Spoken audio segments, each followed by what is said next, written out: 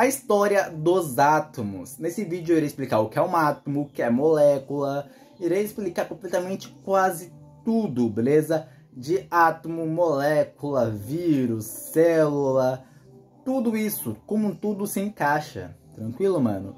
Mas bora lá explicar. O que é o átomo? O átomo é a menor unidade de matéria. Tudo que existe é formado por átomo. Essa parede aqui, ó, é formada por átomos. Mas essa parede não é átomo. Se você perguntar aqui, bom, você é feito por átomos, mas você é átomo? Não. Por que não, se eu sou formado por átomos? Então, átomo é átomo, matéria é matéria. O vidro é formado por areia, mas o vidro não é areia, porque a areia se transformou no vidro. A mesma coisa, o átomo se transforma na matéria. Não é porque a matéria é feita por átomos que a matéria é o átomo. Eu acho que isso aqui tá bem simples, não é não? Só que o átomo é feito por prótons, elétrons e nêutrons. Elétron é a carga negativa, beleza? Próton, a carga positiva. Nêutron não possui carga, o nome já fala, é neutro. Ah, mano, então o átomo é energia? Exato. Se o átomo é energia e é o átomo que forma a matéria, então a matéria é energia? É exatamente isso, só que a matéria ela é formada por energia, mas não é energia. Então, quando alguém te perguntar o que é energia, você pode falar energia é tudo, pois tudo é formado por energia. Simples isso? Bom, então o átomo é formado por energia e dentro dele tem carga positiva, carga negativa e o neutro. Agora, bora falar um pouquinho de íons. O que são íons? Bom, lembra que dentro do átomo tem prótons, carga positiva, e elétron, carga negativa? O nêutron não conta, nêutron não tem carga, entendeu? Carga positiva, próton, carga negativa, elétron. O que acontece se um átomo perdeu seu elétron? Ele perdeu a carga negativa dele. Então ele fica positivo. Um átomo positivo é chamado de cátion, beleza? Cátion é um átomo positivo. Existem apenas dois tipos de íons, beleza? Dois tipos, que é o cátion, um íon positivo, e o ânion, que é um íon negativo. Lembra que o cátion perdeu o seu elétron, beleza? Esse elétron que ele perdeu foi para outro átomo. Esse outro átomo ficou negativo, mas ainda tem carga positiva dentro dele. Mas já que uma carga negativa é maior, ele virou um átomo negativo, que é chamado de ânion. Simples o que é íons, tranquilo? Bom, agora bora entender o que são moléculas. Bom, moléculas, elas são apenas átomos interligados. Isso aqui, por exemplo. Bom, essa molécula aqui, você percebe que são as bolinhas, uma grudada com uma outra. Essas bolinhas aqui são os átomos. Esses caninhos aqui servem para fazer uma coisa chamada ligação covalente. Lembra que dentro dos átomos tem elétrons, carga negativa? Então, se um elétron sai de um átomo, passa por esse caninho e ir para o outro átomo, isso é chamado de ligação covalente, que é quando o elétron sai de um átomo e vai para o outro. Simples isso. Ligação covalente é quando um elétron sai de um átomo e vai para o outro. Espero que você tenha entendido até aqui, tranquilo? Agora você sabe o que é uma molécula. Molécula é a menor unidade para formar uma substância. Quase todas as substâncias são formadas por moléculas. Beleza isso, mano? Bom, bora entender um pouco a história de tudo isso que eu falei. Tranquilo? Quem descobriu os átomos?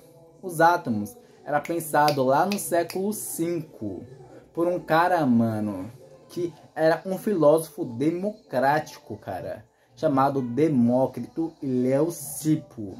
Leucipo, ele tinha como dedução assim, porra, se tudo existe, tudo deve ser feito de alguma coisa, mas de quê?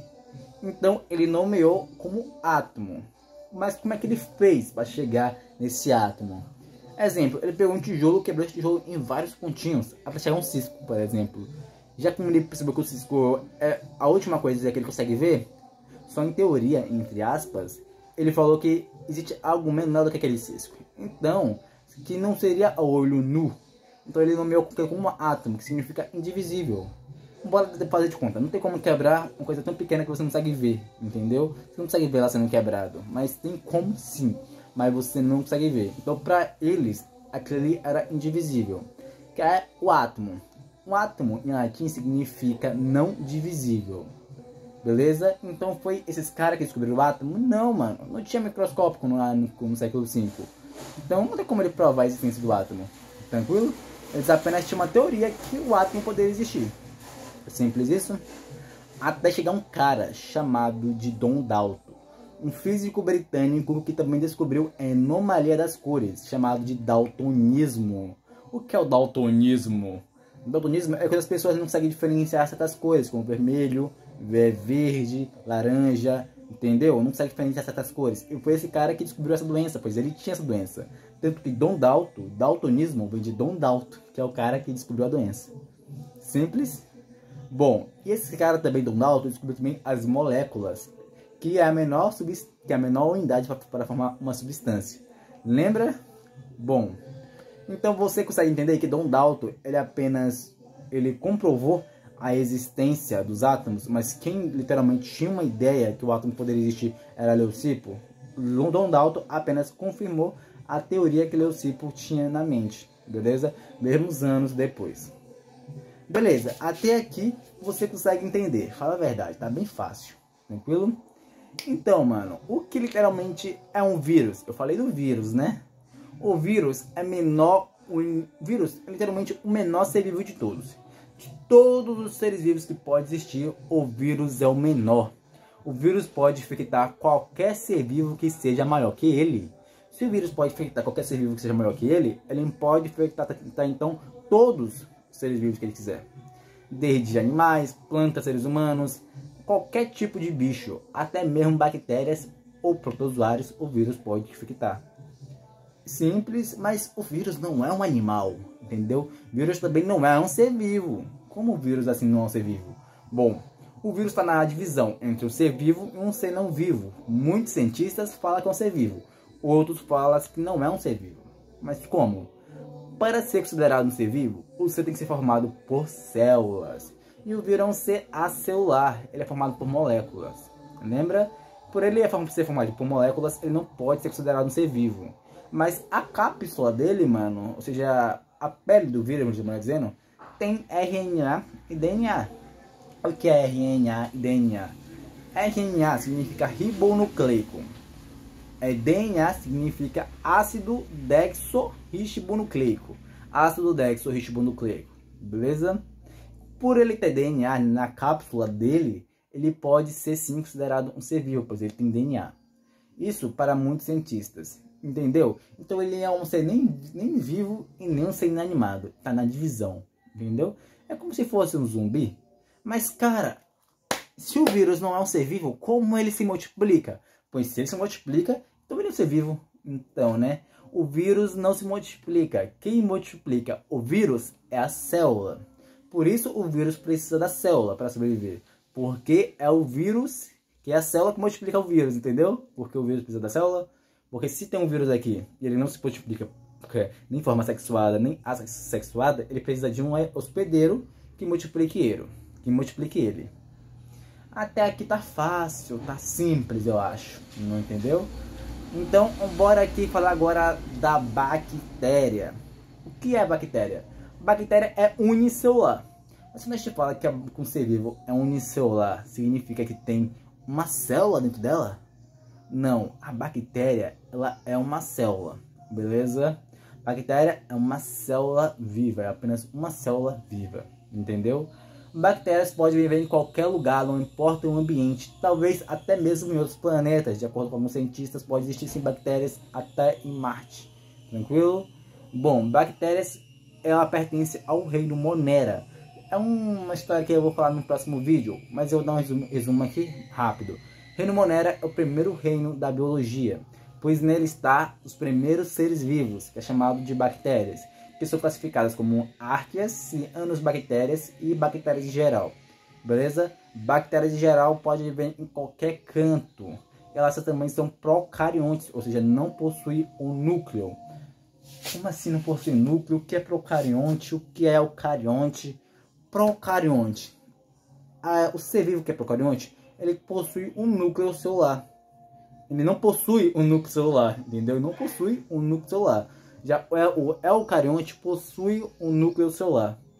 Para você entender melhor, faça de conta que nosso planeta Terra é uma bactéria, entendeu? Nosso planeta tem núcleo, então ele é eucarionte. Se ele não tivesse núcleo, ele era procarionte. Simples isso? Então, bactérias, eles não possuem o núcleo celular. Sim. Então, mano, quantas bactérias existem no total? Cara, não pode nem falar, porque literalmente não tem como não saber, tá ligado? Mesmo se eu falar pra você que é trilhões, de quadrilhões, de trilhões, não tem como saber, entendeu? Talvez exista mais bactérias do que literalmente, tipo, ideia, formiga. Existe quadrilhões de formiga. Existe bem mais bactérias do que formiga no mundo, mano, entendeu? Só em um corpo humano existe literalmente trilhões, então é impossível saber, entendeu? Bom, a bactéria, uma só, ela literalmente é quase inútil, tá bom? E o que é uma célula? Célula, menor organismo vivo, beleza? Bom, uma célula já é um ser vivo, que é chamado de um ser unicelular, que é uma única célula. Mas quando tem mais de duas células, é chamada agora de pluricelular. Pluricelular é um ser vivo formado por mais de uma célula. Animais, plantas, seres humanos, todo tipo de ser vivo que possua mais de uma célula é chamado de pluricelular. E o que são, e como é que forma literalmente um ser humano com essas células? Bom, agora nós vamos entrar na área de literalmente de reprodução humana, beleza? Bom, sua mãe e seu pai faz sexo, não é verdade? E seu pai ejacula, seu pai libera sêmen. Sêmen é um líquido branco pegajoso que sai do testículos quando o homem ejacula. E no sêmen é 90% água, tranquilo? O sêmen é 90% água, simples isso. Quando ingerido na vagina da mulher, os espermatozoides, que é 10% do sêmen, ela tem que procurar o óvulo. O óvulo é a maior célula do corpo humano, bem tranquilo? Só que não é literalmente o espermatozoide mais rápido que alcança o óvulo que é fecundado, beleza? E sim, o espermatozoide mais saudável. É o óvulo que escolhe o espermatozoide, entendeu? Não é o mais rápido, não. É o mais saudável que entra, tranquilo?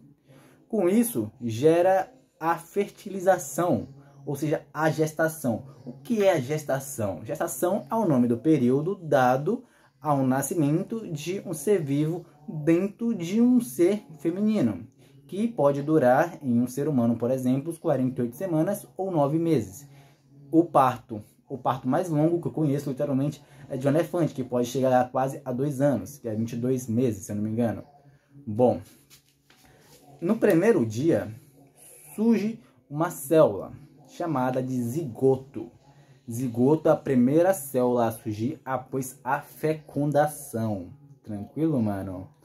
Bom, zigoto fica dentro da mulher por 24 horas a 30 horas no máximo, até ele sofrer metamorfose, ou seja, um tipo de meiose. O que é meiose?